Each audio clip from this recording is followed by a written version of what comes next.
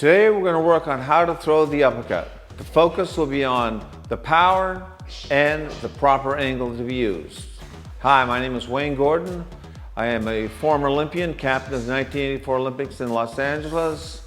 I coached the 92 Olympics in Barcelona, 96 Olympics in Atlanta, and the 2000 Olympic Games in Sydney, Australia.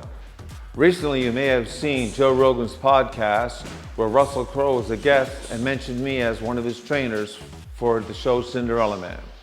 I was doing a little fight with a guy called Wayne Gordon, another Canadian Olympian. So the uppercut is going to be executed. You have to anticipate which boxer is going to throw it, how to throw it, when to throw it, the timing of the blow.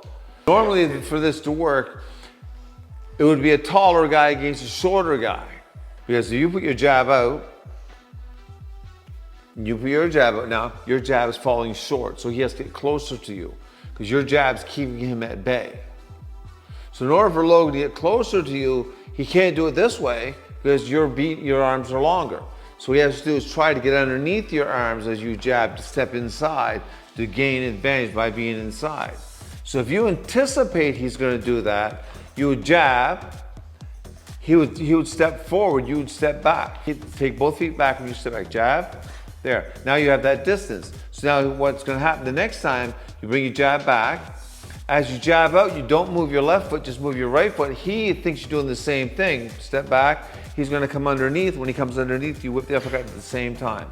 So he's going to duck at the same time. So you make it look like you're giving ground like you did the first time by moving both feet the first time. The second time you do the exact same thing but only move one foot, and he's thinking, I got him now. And he's going to, oh, I have him backing up again. But the second time you're not really backing up, you're setting him up for the uppercut. If you go to throw the uppercut and bring your chin up, that's going to catch you. That's what you want to be prepared. So when you jab, you tuck in like this, and I'm going to walk into this like this and there. I think, so you set it up by doing the jab and step back. Oh, I got him running now. You just jab, move one foot back, and lean in, and he's going to boom, right. If you could do one workout routine that you knew was going to increase your fitness, it's fun, tons of entertainment, and it's going to help you lose weight. On top of that, you wouldn't have to do it for a long period of time. Boxing has all of those elements. This is why the Box for Weight Loss course is for all levels. Step by step, day by day, lesson by lesson. You're going to understand exactly how to use boxing as a weight loss tool. So go to NateBowerFitness.com, hit that big red tab that says Box for Weight Loss course. Hit that. I'm going to be your instructor. You're going to join other students in this Box for Weight Loss course. Let's get it done. I'll see you there. Stay straight. Yeah, that's it. You got to be here, right? So here, and you weight down. Here. So now I got to. He's hitting like fuck. I got to come in. Boom. So you have to anticipate when I'm going to do that. So as long as you're touching me, I'm not doing it. So you touch. Weight down. So I'm trying to get underneath that. Right. See that?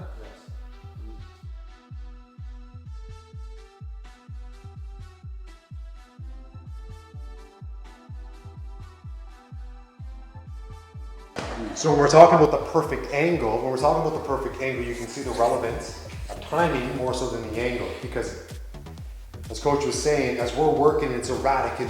That's right. With the uppercut, but his timing still has to be impeccable. The angle depends on the timing, and this is a phrase I often use. It doesn't have to be pretty to be effective. Okay. So the timing makes it pretty. The timing makes it look good. That's all set up on his good jab. On his good jab, power. So I'm in here. A fast uppercut looks like what? Boom, speed, right? Okay, so in order for him to throw it with more power, does the speed of his hand change, or does the intention of his body movement change? Power is determined by the weight distribution, the distance of the blow being executed, and the speed. So a point of impact ultimately is like hitting a home run. The timing of the ball at the impact of the bat to the ball and the angle it's hit on the bat. So all the things have to align the same way with the uppercut. at point of impact, if you're too far away, he's decelerating here. He's losing his balance of his weight. Here, he's not able to get enough range of motion here to generate the speed for it to be effective. Ultimately, he's got to catch you here. He's maximizing his speed, has proper distance where he's able to utilize the weight of his body. So at point of impact, his ultimate force is going to be here, not here or here. But the timing is your chin has to be here at the same time. So experience will allow those things to align, but often these things will not, the stars will not align at the same time for it to execute perfectly. But then for it to be effective, things don't have to line up perfectly. You just have to have the majority of it. So timing again. The better of a sniper you are, this can be like a kill shot or not. You'll be close to it.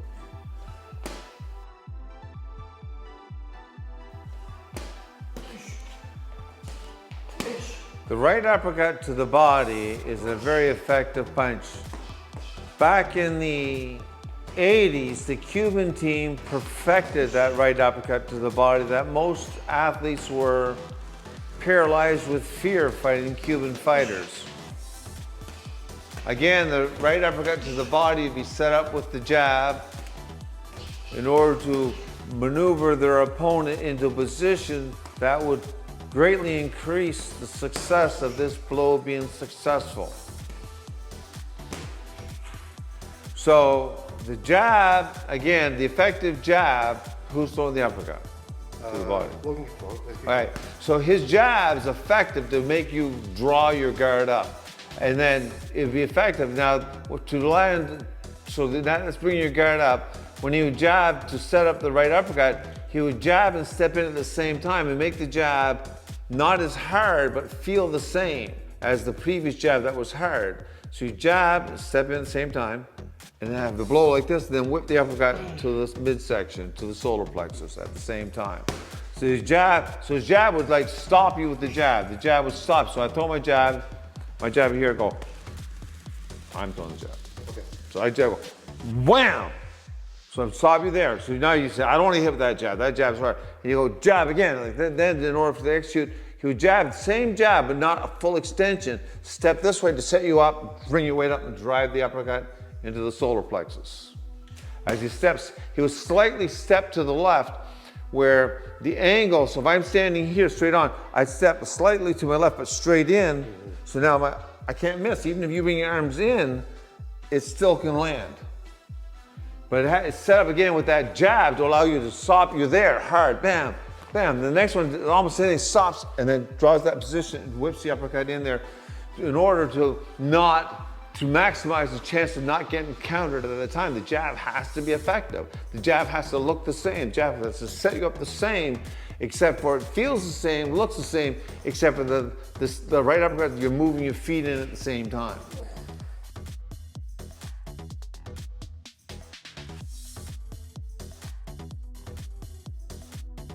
I mean, for all these guys, for all these things to work, it's the timing of the stars that are aligned, right? So a lot of times the uppercut may not work, and the success of it is the anticipation of you doing your role properly, if he sets it up properly. So a lot of times these things don't work all the time. But your experience will increase the odds of it succeeding through experience. Yeah. Repetition. Well, you're all coming off center. If you go straight in, just come straight forward. And then as soon as it's like that.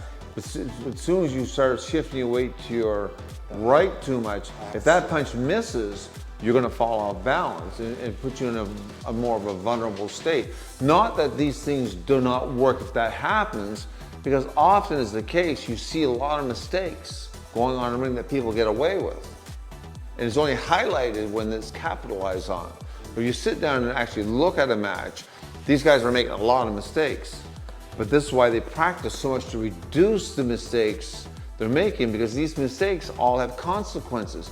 The more mistakes you make, the more opportunities you're giving your opponent to capitalize on it, to hit you. And also more adaptations you develop over